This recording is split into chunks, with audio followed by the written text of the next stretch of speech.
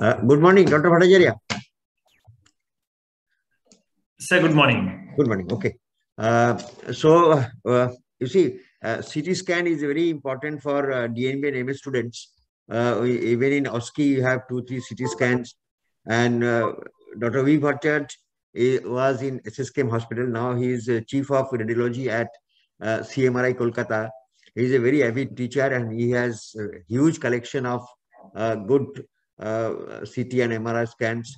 So today, Dr. V. Bhattacharya will give us an overview of how to approach a CT scan plate and how to describe a CT scan plate in the examination. Dr. V. Bhattacharya, you can share your screen and start. So thank you so much for this introduction. And let me share my screen first.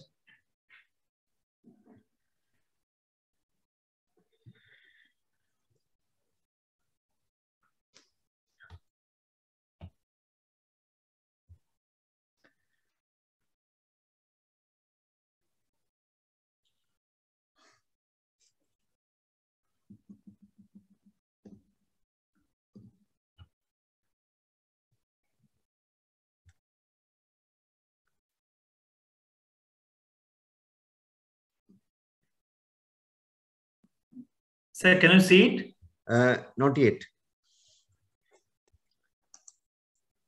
Right. Then I have to go through Zoom. Just open up the presentation and click for share screen.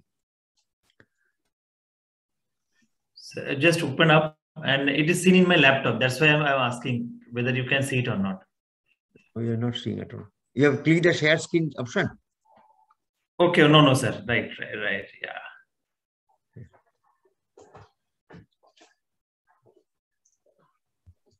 I think now it is. Yeah, it's coming. Yeah, is there.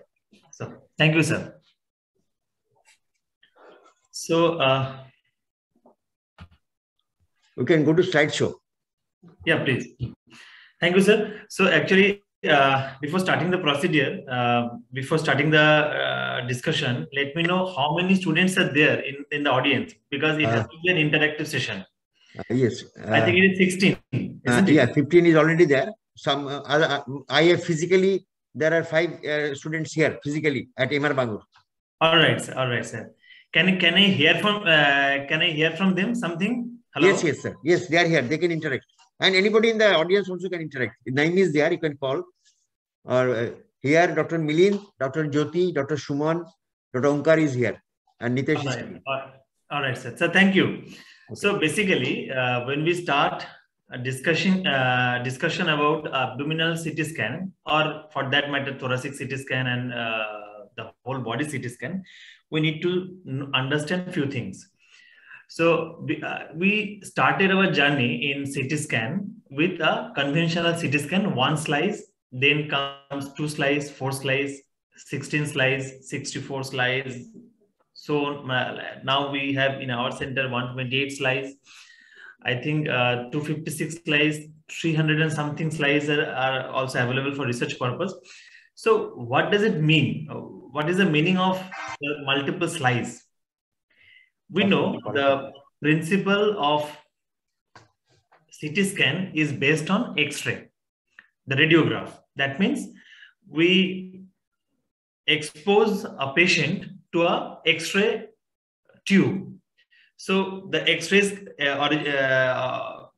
they originated from usually from the tube. The X-ray hit the patient's body, and then they hit a cassette. From the cassette, we develop the cassette and we see the picture. So that is the whole idea of the CT X-ray. So there is a X-ray source, patient, and there is a cassette just behind the patient. After hitting the patient, the X-rays hit the cassette, and according to that, we see the gray image or black and white image of a patient's body, whether it is chest or abdomen. Similarly, in CT scan also, we do the same thing, because in CT scan, we also use the X-ray. So in that CT scan, instead of having one cassette, we have multiple rows of detectors. Those are actually cassettes. So we here in X-ray, we use the analog coding, and in CT scan, we use the digital coding. Otherwise, you suppose in a 128 slice CT scan, what happens? There is a single source of X-ray, and then it hit the patient, and then there are 128 rows of sort of cassettes where those data got absorbed, and we convert the analog into digital picture, and then we see a three-dimensional picture of our whole body. So that is the idea of the multi-slice, multi-detector CT scan. This is number one. Number two is the contrast enhanced study. So there are different types of contrast enhanced study. One is normal contrast CECT whole abdomen or CECT thorax, where we do a non-contrast study. We ask the patient to hold breath, and we take a scan without giving any intravenous contrast. And after that, we give a certain volume of intravenous contrast, and we repeat the procedure. So what it does, intravenous contrast causes enhancement of our body structures, be it vascular structure, any sort of tissue has got some amount of enhancement after giving intravenous contrast, because all the organs has got its blood supply, but it varies. Like vascular structures got an intense enhancement or intense contrast uptake after giving intravenous contrast, but the liver, spleen, the other organs has got a standard level of enhancement that we know. We have seen many normal scans, and we can predict this much would be the enhancement of liver. So this is second thing. And what is the triphasic study or multiphasic CT scan? Earlier, we used to give hand injection of intravenous contrast, and we used to take a single phase of post-contrast study. And sometimes for a urographic study, we used to take a delayed phase. But nowadays, Dr. Bhattacharya, slide is not changing. Sir? The slide is not changing. You can just change the slide. I'm not changing the slide, sir. This is a okay, sort of the storytelling actually. Okay. How CT scan. So basically, all right. So basically, what happens when now with the invent of a high quality pressure injector, we don't give intravenous contrast through hand injection. We give through the machine. So in that machine, we have two injectors, a big 100 ml volume injectors, where we can first give contrast of a specified volume, and then we can chase the contrast with normal saline. So with that contrast injector, we can give a good volume of contrast in a specified time, and we can predict when this contrast would go to the arterial system, when it go to the parenchyma of viscera, and when it will come to the venous system, and when it wash away, when it will go to the pelvic alicizal system and urinary bladder. So in that way, we have divided our post-contrast study into certain phases. One is arterial phase.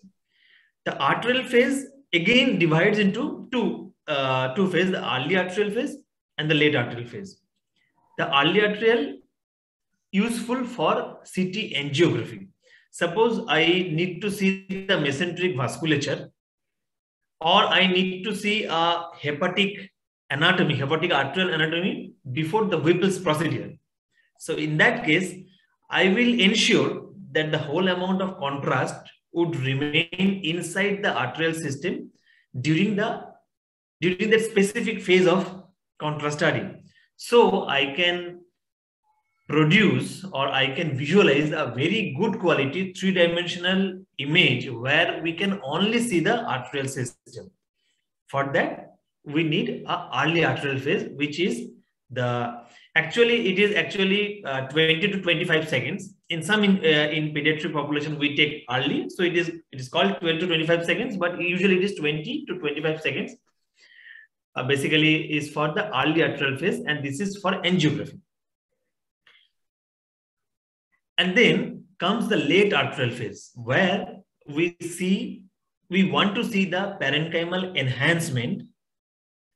Some tumors are very hypervascular, they take up contrast, intravenous contrast avidly, and they become a very bright on arterial phase of contrast study.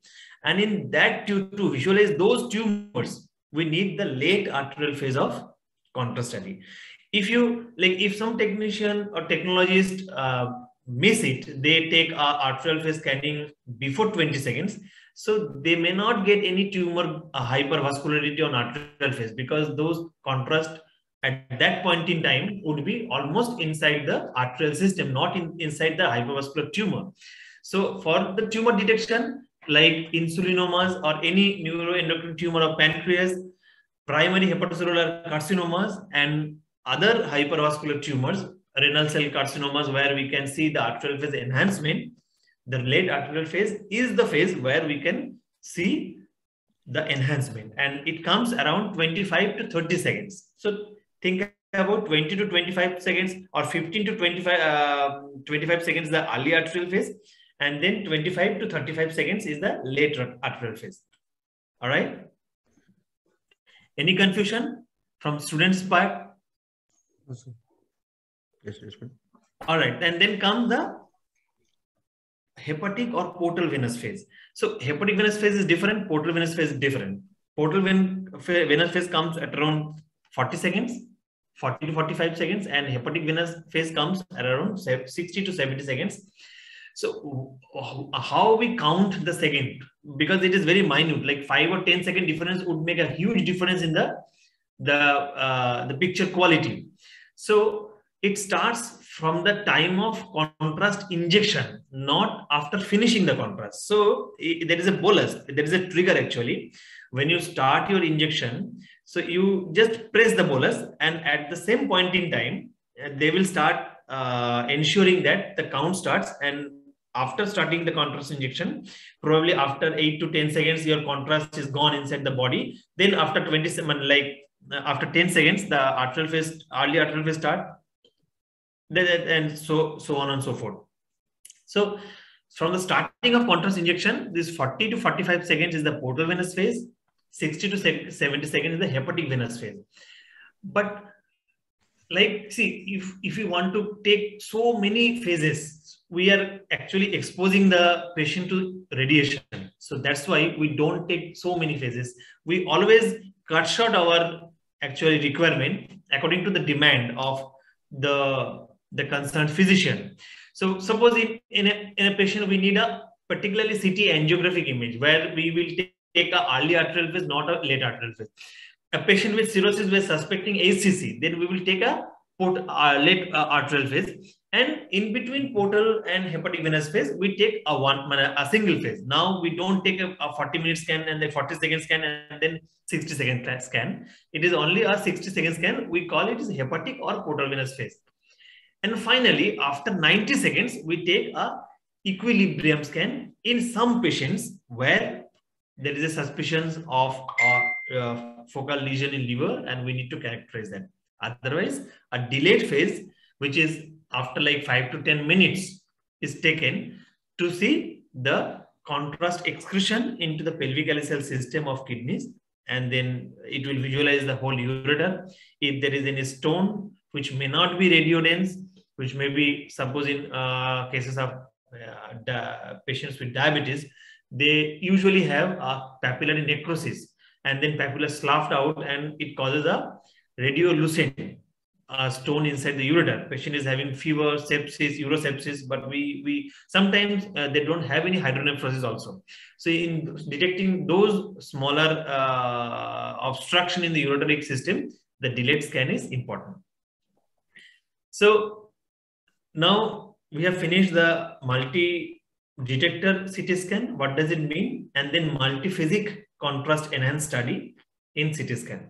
So there are predominantly arterial phase, which is again subdivided into early arterial and late arterial, and then portal and hepatic venous phase. 90 seconds equilibrium phase, usually we don't take in all cases. In some specific cases we take, and a delayed image after 5 to 10 minutes to see the, so actually it is called CT urography, to see the urologic system. We take this delayed image. So after finishing the technical details of this CT scan imaging, now we are coming to the anatomy of, suppose, abdomen. We start with abdomen, then we'll come to the, because the topic was like CT, how I read a CT scan. So I thought I will show you some images of CT thorax as well, which has got a surgical relevance. So here we need to have a interaction with the audience or the students, that I will ask something and you have to ensure, you have to answer me. So that would be in that way better for you as well. So this is a simple, very high up section of upper abdomen, and I'm not going into details of it. Can you see my cursor? No, Sir, the screen is not changed. Sorry, sir. You have to go to that particular slide. Yeah, but just 1 second. We can see, but it has to be changed. So now you can see, no? If I'm marking it, you can see the marking. No, it is static. First slide only, the screen. Okay, sir. Okay. That's why I'm saying that you are describing, but slides are not changing. Okay, we have gone through this. No, sir. Basically, but then how can I do this? Because I am changing my slides. Oh. So but you can see the first slides. Only the first slide here. So when you're sharing the screen, if instead of the PowerPoint presentation, you can share your desktop. All right. If I say new share. Yes, sir. And you can just share your desktop. And screen. No, screen. Screen share. Yes, sir. On screen share. Instead of... Yes. I'm so sorry, sir. I'm really sorry. Mm-hmm. So now it is seen, no? Yes. Now I can. Contrast and spaces. Yes. Yes, sir. Now it is changing, no? Yes, changing now. All right. So basically we have just these are the theories: the early arterial phase, late arterial phase, hepatic and portal venous phases, and delayed images that we take in our multiphasic scan after giving intravenous contrast. Now here comes the anatomy. You can see, everyone can see it. Yes, sir. Right. So this is a very high up section of upper abdomen, showing a part of liver. This is liver, and this whole black thing is lung. So again, one more thing I need to tell you. You all know, I am sure you all know this, but still, what is the density difference in our different body parts? Because in CT scan, we can only say there is a radio opaque shadow, or it is a gas under the diaphragm, or radiolucent thing, something inside or around the kidney, probably emphysematous pyelonephritis. But we cannot quantify that how lucent it is or how dense it is in X-ray, right?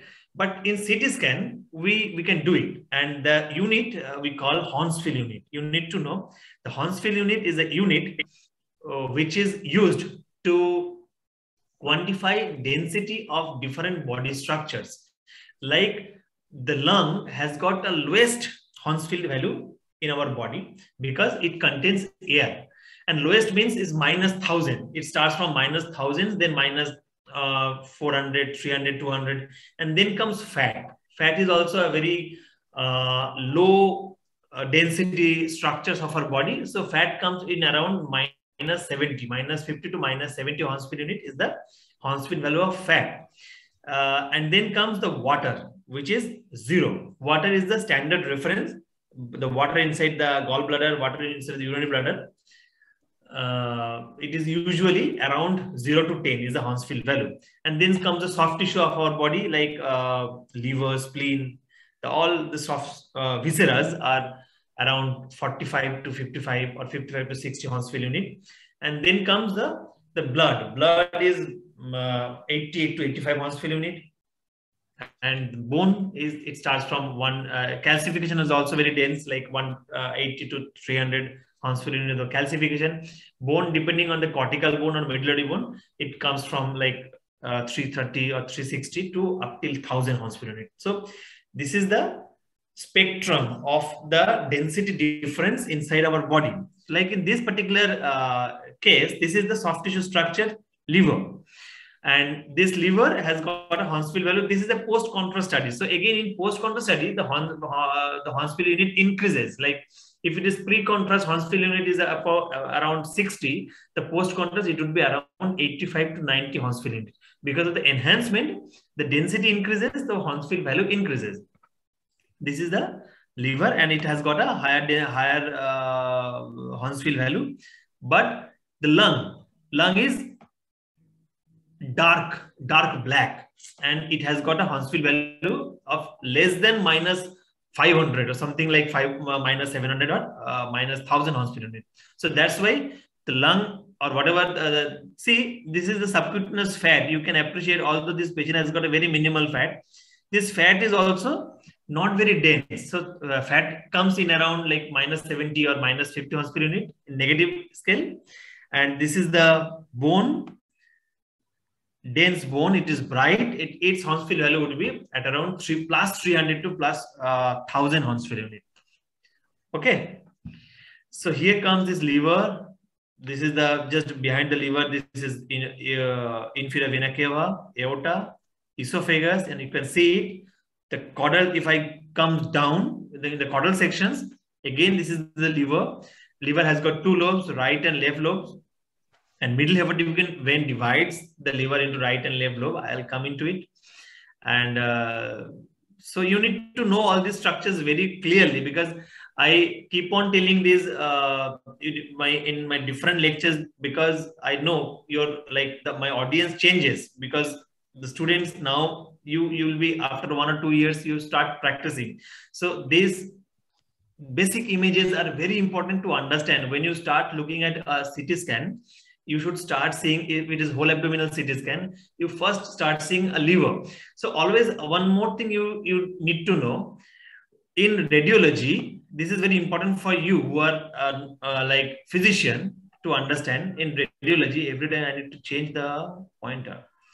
In radiology, whatever comes in this side, it is right lobe, it is right side, and whatever comes this side, it is left side. All right. So this is left side, this is right side. And in liver also, this is the left lobe of liver, this is right lobe of liver. So usually this is our left hand side. When we look at anything like paper or something, this is left hand side, but it is actually the right side of the human body. And this is the left side. So this is right side, this is left side. So the right side occupied by the liver, a big structure on cross section. And then here comes the contrast filled stomach. This is stomach, and this is spleen. Again, some part of lung parenchyma is seen. It is probably the posterior basal segment of lower lobes of lung. And just behind the liver, here comes two very important structures. One, the bigger one is the inferior vena cava. This is the intrahepatic IVC, and this is the aorta. All right. And this vascular structure is the left portal vein. All right, this is stomach, spleen, diaphragm. I told you almost the same picture, and here comes in between this is the medial segment of left lobe, and this is the lateral segment of left lobe of liver. In between that, here comes the falciform ligament. Again, the whole thing. This is the right lobe of liver. This is IVC, aorta, stomach, spleen. All structures are coming one by one. If you see it. If you see a study in a console, when you go to your radiology department, always try to look at a CT scan of thorax or abdomen sitting on a console. Looking at a single picture doesn't make much sense. It will not clear your idea regarding what's going on there. So if you go there, if you start reading your own patient's own CT scan in your console, radiology console, you take your cursor and you scroll it. You see the liver, where it starts, where it ends, where is the gallbladder, what is the relation. And then if you go to the plates and see, then you will have a better appreciation. Otherwise, seeing only the plates, we struggled a lot during our residency to understand the three-dimensional anatomy of our body. So always it is a good practice to go to your radiology department and scroll your patient, the scan of your patient yourself. All right. So now this is the liver. This is the liver situated in the right side of the abdomen. This is stomach filled with food material, and this is spleen. This is aorta, vertebral body. This is the spinal canal. These are the ribs, and this is the inferior vena cava.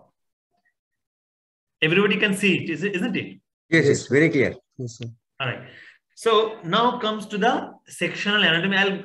I'll very quickly go through it. We just need to know, we need to trace the middle hepatic vein, and that's it. When you define a lesion in liver, suppose you are describing a lesion, there is a lesion of sort of ugly looking lesion in segment 8 of liver, which is having enhancement on arterial phase, washout in portal venous phase. You are suspecting a malignant lesion. Now you are planning for the resection. You are planning for going for a wedge resection. If it is a segment 2 or 3 lesion, you might plan for a left hepatectomy. Or if it is a right lobe lesion, you can go for an extended right hepatectomy. So all these like intricate planning of your surgery depends on your understanding of where exactly the lesion is situated and how you could understand the anatomy of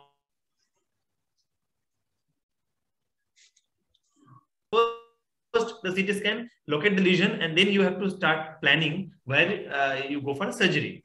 So then the hepatic vein is, there are 3 hepatic veins, middle, right, and left. And middle hepatic vein divides the liver into 2 lobes, right lobe and left lobe. So this is the, your connection is lost. No, So can you see the? Yes, sir, we can see you.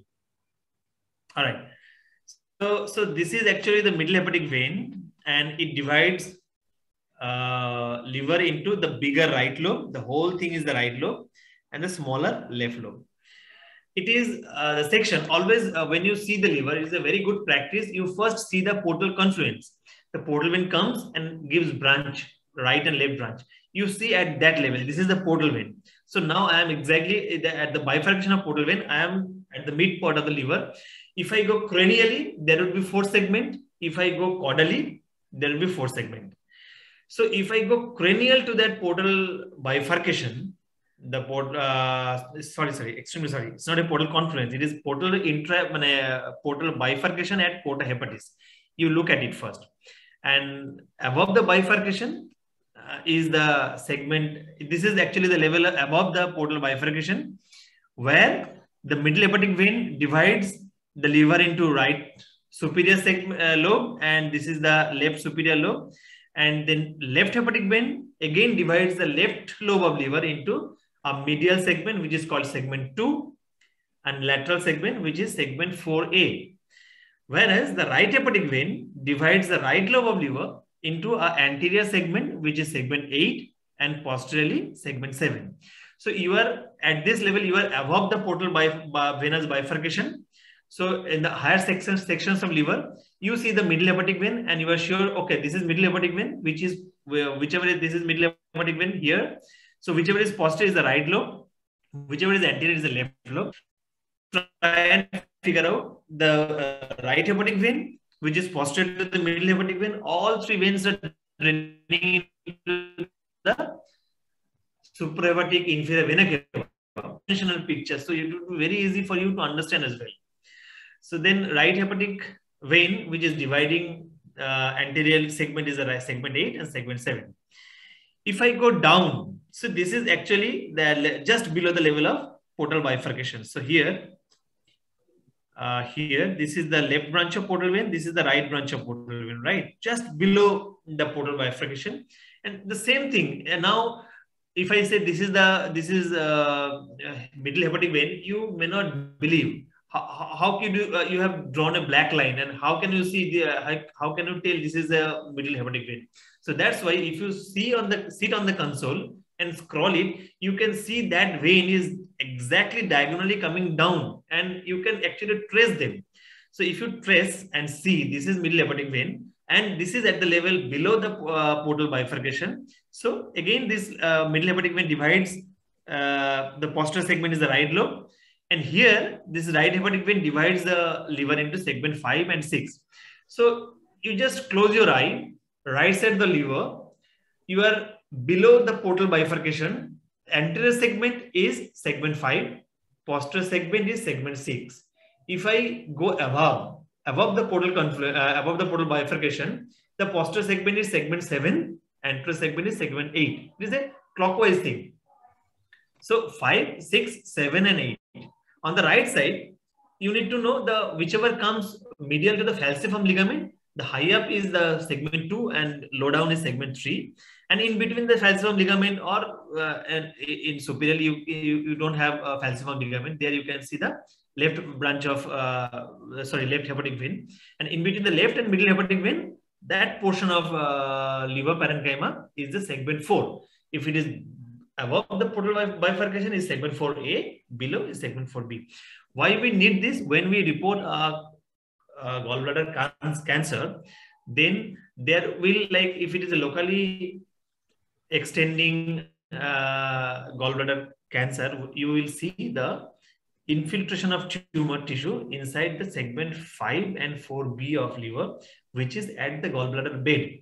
And if you don't see any other metastasis in the liver, and if you don't see any extension of the disease into the biliary ductal confluence, it is the isolated, probably fundal disease or body disease infiltrating to the segment 4B and 5, then we have an option for a curative resection.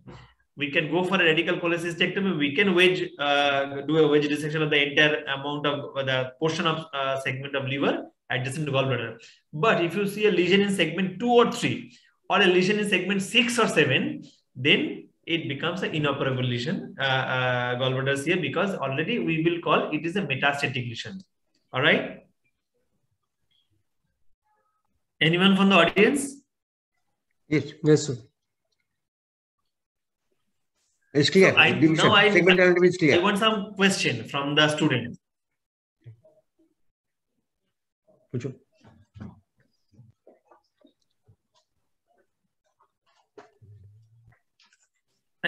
There should be some question in your mind regarding the technical details of the CT scan, the sectional anatomy of liver, any question. Hello. Then tell me the on-screen unit of Dr. Jyoti is asking how to make out the biliary tree in the CT scan cuts. This is the vascular structures. Correct. But how do you find the right and left hepatic ducts? Sir, this is a very, very important question. As you have said, in our sections of liver, I cannot show you any biliary ductal system because they are collapsed. If there is no biliary ductal obstruction, we cannot define the biliary ductal anatomy because they are absolutely collapsed. The intrahepatic biliary radicals and extrahepatic, the intrahepatic portion of the right and left hepatic ducts, if they are not dilated, we cannot perceive, we cannot see it. We can assume that this is probably the area where the duct should be, but we cannot see it. However, when the extrahepatic part of right and left hepatic duct and CBD, as they are surrounded by the fat density structures of the pericholecdochal fat, we can see, even if they are not dilated, we can see those structures very clearly on this multi-detector multi-slice CT scan. But if they are not dilated, we cannot define the biliary ductal anatomy. And why this is important? Because biliary ductal anatomy in a dilated system is important to you need to know which one is the right anterior sectoral duct. You need to know which one is the right posterior sectoral duct. Right anterior sectoral duct has got a vertical course. Posterior sectoral duct has got a horizontal course. So actually in MRCP image, what is the segment 5-6 ductal dilatation? What is the segment 5-8 ductal dilatation? So all these things I thought I would be covering in our MR topic, which I got probably in the month of January. Yeah. Because in CT scan, I see I might be having the biliary ductal dilatation when I come to the pathology part. But in the anatomy part, if the ductal systems are not dilated, in CT scan, you cannot define the biliary ductal anatomy on CT scan. But on MRI, even if there is no biliary ductal dilatation, the study is absolutely normal. Still, with the advent of few very good sequences, one is very important sequence called HEST sequence. So that very clearly defined the biliary ductal anatomy. I'll be coming later on. I think I'll be coming very fast because I've finished almost 40 minutes. So these are the structures. I wish I mean, sometime soon we will have a physical meeting there, and I will show you when I scroll the study the whole data. It is so simple to define or to delineate or differentiate the structures inside our abdomen. So if any CT scan you do of your patient in any centers or your own center, you ask the CD of the CT scan. And in that CD, there is a inbuilt software through which you can run the whole data system. And you just play it, you just scroll the actual system and actual scans of the abdomen or thorax and try to understand the different structures. You need not to figure out diagnose the pathology, but first you need to have a feel of how normal liver looks like. This is probably cirrhotic liver, and then I need to search for a tumor, or this is bowel obstruction. This is a normal collapsed bowel, and this is the dilated small bowel. Probably there is in some area somewhere there is transition point where I should search for obstruction. So for that you need to see many CT scan, normal CT scan for yourself. So this is a good habit again. Try to ask for the CD of the study done at your institute, and you scroll in your own laptop or desktop and see the different structures. Here you can see this is gallbladder. The whole thing is the pancreas. It is a retroperitoneal structure. The other two is like right kidney, left kidney. This is spleen. This is stomach. This is small. So in this study, we have given the oral as well as rectal contrast. So this bright thing is the oral contrast inside the stomach as well as contrast inside the splenic flexure of colon. So this is colon, and this is inferior vena cava. This is aorta. So this is actually the splenic confluence, and this is the portal confluence, and this is the splenic vein.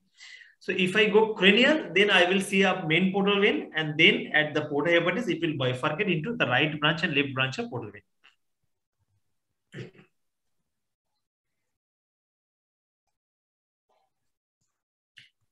All right, for our understanding, almost this case, the normal, I'm skipping the normal anatomy. I'll be coming to the basic pathologies you need to understand in your day-to-day practice. So this is first slide showing a big mass. Now you can appreciate this is the normal liver, right? This is the normal liver, normal texture of liver. This area and this area has got the normal texture of liver, and this area is heterogeneous, definitely heterogeneous. And this is the venous phase of the study, where we can the contrast is seen both in some part is in arterial system, some is the venous system, but this heterogeneity is very clearly defined. And this is the contrast study. This is the we call this MIP, multiplanar reconstruction, thick images. And here you could see the arterial branches are supplying the lesion. This is a hypervascular lesion. So a mass which has got a hypervascularity on arterial phase and washout on portal venous phase in liver, this is a primary hepatic tumor or hepatocellular carcinoma. Whereas there is another tumor in liver. This is the coronal section. You can see this is the liver, and this is the coronal section. Here there is a ill-defined mass. Actually, the mass is this big, but the central scar is very evident. This scar is not enhancing. The rest of the mass is homogeneously enhancing. And if you see the contrast study, you see a prominent artery is supplying the tumor. This is homogeneously enhancing. So it is a homogeneously enhancing tumor in left lobe with a central non-enhancing scar. Why non-enhancement? Because this is black. The fat is black. This is subhepatic fat is black, but the liver is enhancing, but the scar is not enhancing. So this is the non-enhancing scar central. So probably we are dealing with a focal nodular hyperplasia. Well, so Here on the right, this image, we could see a gallbladder which is normally distended. The wall thickness is normal. The internal fluid is clear. So this is gallbladder. This is duodenum. This is the portal confluence. This is aorta. This is IVC, and this is the right kidney. Here in this pathological image, you could see the gallbladder is grossly distended, mildly thickened gallbladder wall is thickened. Some infiltration in gallbladder area is not very clean. They're dirty looking, and there are few hyperdense lesion inside the gallbladder. If you see this type of image, what is your diagnosis? What is it? Calculus and wall thickening. So is it cholecystitis or malignancy? So Dr. Bhattacharya, how to make out is a changes of wall thickening because of cholecystitis or because of any exactly, exactly, sir.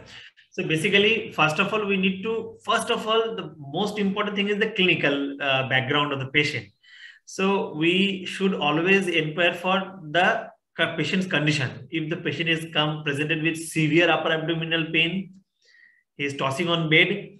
So my diagnosis would be probably if you press his right hypochondrium and he is feeling pain, he is getting hard, then you will say, without doing an ultrasonography, you can say it is a probably case of a cholelithiasis with acute cholecystitis. Clinical background is very important. But here, yes, if it is a wall thickened gallbladder wall, so there are two differentials. It is whether it is a acute cholecystitis or malignancy. But there is, apart from the striking difference in clinical picture, there are few points which goes in favor of acute cholecystitis and which goes in favor of malignancy.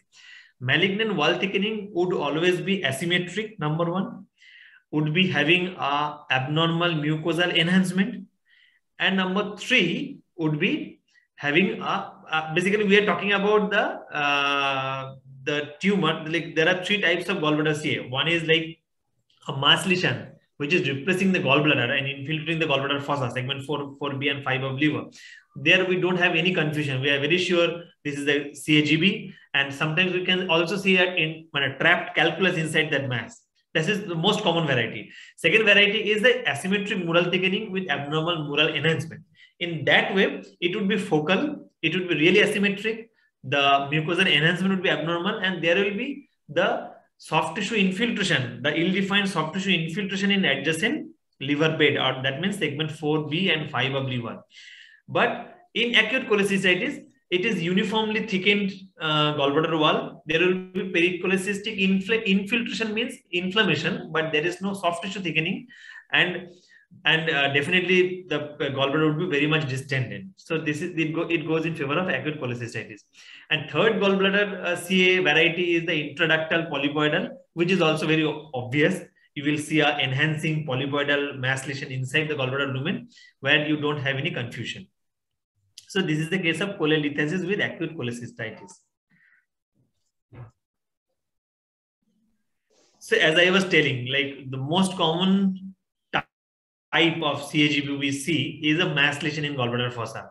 Sometimes we cannot see the gallbladder very clearly. It is this is the mass lesion in gallbladder fossa. It's a big mass, has got some abnormal enhancement at this point, that's this area. So this is very characteristic. If you see this type of ill-defined or ugly looking mass, this liver is normal. You can appreciate this is a normal liver, and this is something bad, suspicious. And in that suspicion is at the gallbladder fossa, segment 5 of you. And you cannot see gallbladder otherwise, and you don't have any history of gallbladder operation. So probably this is the mass forming carcinoma gallbladder. So this is the second variety, as I told, the irregular mural thickening. Now you can appreciate the abnormal mural enhancement, the asymmetric thickening. This is the thicker, and this is not that much thicker, and some infiltration into the adjacent liver bed.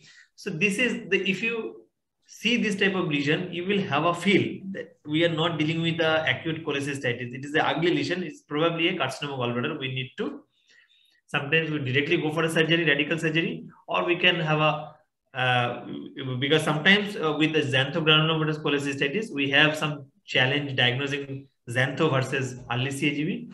We can poke a needle and we can diagnose it. And third variety is this. Third variety of gallbladder carcinoma is intraductal polypoidal lesion.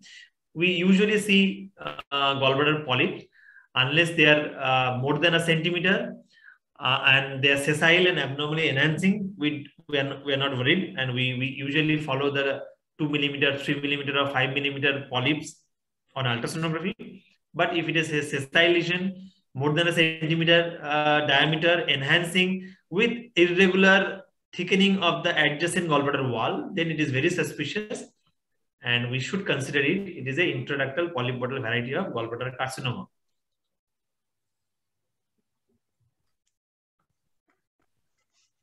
This is another gallbladder mass, big mass here, infiltrating the duodenum. This is the duodenal lumen got compressed. This is stent after stenting. This is the stent. When the gallbladder carcinoma causes obstruction at the biliary ductal confluence, patient becomes jaundiced because of the ductal obstruction at the confluence. In that case, sometimes we have a separation of ductal confluence, and ERCP, doing ERCP would be difficult because we are not sure in which duct we are going to drain. So in that case, the PTBD and stenting is the mainstay of treatment at present. So now, if it is a distal end cholangio, that means distal CBD cholangio or periampullary, we try ERCP first. If ERCP is failed because of either duodenal narrowing or some other issue of the patient, we go for a PTBD and biliary stenting. All these are inoperable or unresectable carcinomas. If it is lower CBD or periampullary lesion, we first prefer ERCP if it's possible. If it fails, then PTBD. But if it is a biliary ductal confluence lesion, like as in hyalocholangio or CAGB, now that if it is a irresectable, the prime mainstay of treatment is the PTBD and metallic stenting, because we can see the ductal system very clearly on ultrasonography. We know which system we need to drain. Exactly, we enter that system, and then we cross. We enter in a virgin system. We cross the tumor and we drain it inside the duodenum, which is supposedly infected system. It is not other way around. In ERCP, if we continuously try poking from the infected duodenum to the virgin biliary system, and if we cannot cannulate it, or if we cannot put a stent, invariably we will end up with the cholangitis in an obstructed system. So for a biliary ductal obstruction, please. For a biliary ductal obstruction at the level of biliary ductal confluence, the treatment is PTBD and biliary stenting. If it is inoperable, we cannot go for a surgery. Is that clear? Yeah. Yes, sir. All right. So another case, this is stomach filled with contrast. It has got a appreciable wall thickness, the rugal folds, which is normal. In this picture, we can see asymmetric mural thickening at the body region of stomach with a contracture, hourglass-like contracture. So what is the diagnosis?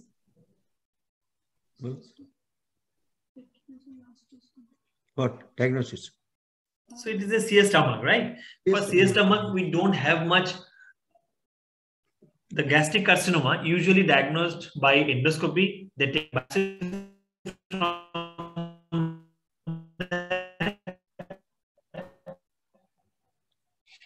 so we don't have much role in diagnosing a gastric tumor. We gastric tumor when diagnosis is done, and if there is any metastasis to adrenal, liver, or ovaries. So for staging in CA stomach, there is a role of CT scan. Otherwise, it is diagnosed on endoscopy. All right.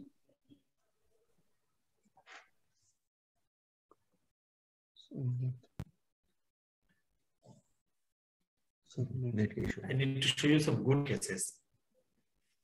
All right. So this is actually a multiplanar reformatted projection, or MPR. You will not get this type of image very very usually, because it is done. This is the post processing, where you can trace the whole length of pancreas.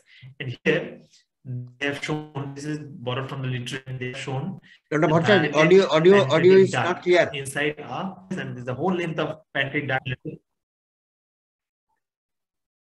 Audio is breaking. All right, sir. There must be some. Yeah. I think there must be some the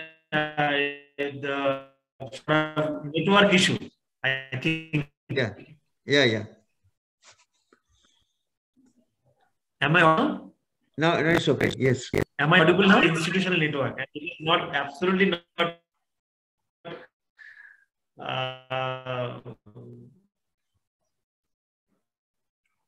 Anyway, so this is the pancreatic duct. This is the pancreatic ductal dilation, and here at the region of pancreatic ampulla. So if you see this type of ductal dilation without any intraductal calculus or any features of chronic pancreatitis, only grossly dilated pancreatic duct, and the other event you would also definitely see the dilated CBD and intrahepatic biliary radicals.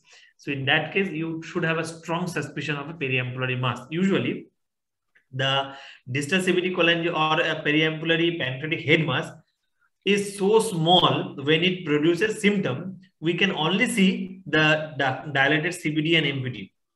And we barely see any mass lesion at the periampullary region. But if you see that, if patient is not having features of chronic cholecystitis, and stone disease in the CBD or a chronic pancreatitis, if you only see a patient with a painless jaundice having a dilated CBD and main pancreatic duct, and both the ducts are abruptly occluded at the region of ampulla, you are very sure you are dealing with a periampullary carcinoma.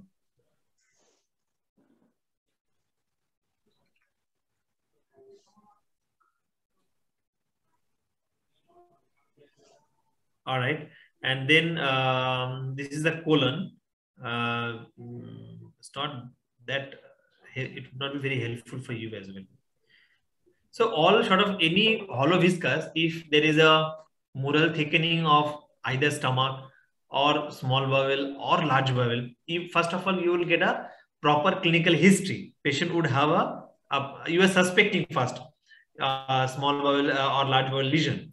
And then if you see a proper CT scan, earlier we used to do, we used to give oral radio opaque or radio dense contrast to get rid of the small bowel and large bowel. We did not bother the bowel because we were more concerned about the liver, gallbladder, and other solid organs. But nowadays we meticulously see the bowels, both the small and large bowel. That's why nowadays we don't give a positive contrast, because positive contrast means the denser contrast would obscure the subtle mural enhancement of bowel. So now in my all patients, what I do, I give Pegleg solution. So basically virtually all the patients, the whole abdomen CT scan I do CT enterography. CT enterography means I request the patient to take Pegleg solution. If he or she can take around 1.5 to 2 liters, this is perfect. Otherwise, at least 1 liter of Pegleg solution in a frequent interval of 45 minutes. And then I'll take him up in the table and I give the last aliquot of the Pegleg solution and start scanning. So in that case, in that way, I can evenly dilate the small bowel and at least contrast the Pegleg solution should be there up till the ileocecal junction. Still, we have some challenges diagnosing the large bowel lesion because it is most of the time fecal matter loaded and we don't have much control over the large bowel unless we are giving a high bowel wash in all our patients. But at least we can diagnose a small bowel lesion very clearly using a Pegleg solution. So the terminology is CT enterography. The same way we do CT enteroclysis, we cross the digiflexion and start giving Pegleg solution. Here, just we ask the patient every 50 minutes you take 300 ml of Pegleg solution. After 45 minutes, we'll do the scan. All right. So any bowel lesion, if you see there is architectural change. Suppose in this is this is the transverse colonic lesion here. This is the sigmoid colon. These are the small bowel loops. All are opacified because of the positive oral contrast. And this is the transverse colon. This is stomach, transverse colon, sigmoid colon, and these are the small bowel loops. And the rest, the entire thing is the mesenteric fat and omental fat. So here you could see this is the normal sort of hostry. And here there is a asymmetric mural thickening. This is a circumferential mural thickening. I am taking a single cut, but if you see anteriorly and posteriorly, you will see it is a circumferential mural thickening of a short segment of transverse colon with luminal narrowing. And this mural thickening is very suspicious. If you see this type of mural thickening in any part of bowel, first consider the neoplasm. So this is the case of carcinoma transverse colon. Again, this mural thickening